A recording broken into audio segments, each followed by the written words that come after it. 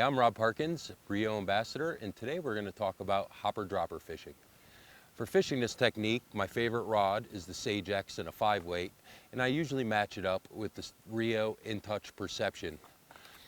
I use a 7.5 foot 3X leader to the hopper, and off the bend of the hopper hook, I use the Rio Floraflex Plus in 4X. Let's take it out there, rig up, and see if we can get some fish.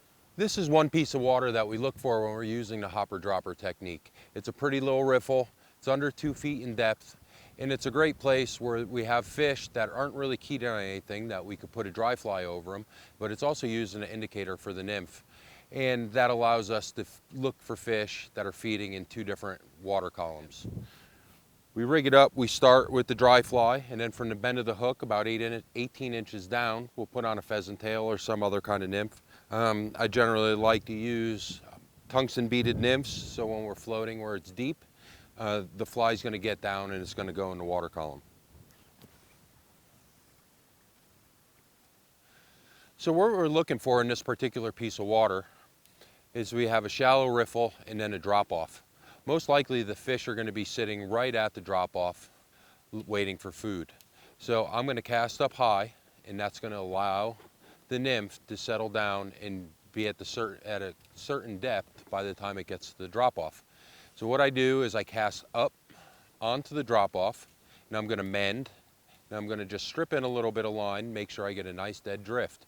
And it goes over and goes down through the riffle. I'm just going to feed out a little line to keep that natural drift going for another 10, 15 feet, whatever it is that I'm fishing.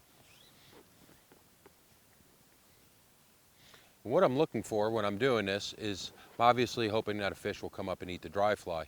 But if it doesn't, the dry fly is acting as an indicator. If that darts or if it does anything out of the ordinary and I'm not getting a dead drift, I want to set the hook and at least check to see if something is eating the nymph.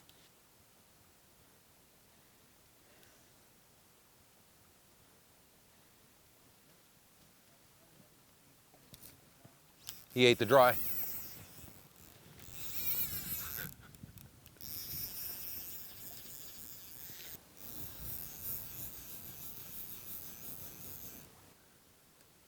So this fish right here ate the dry fly as it was going through the heart of the riffle.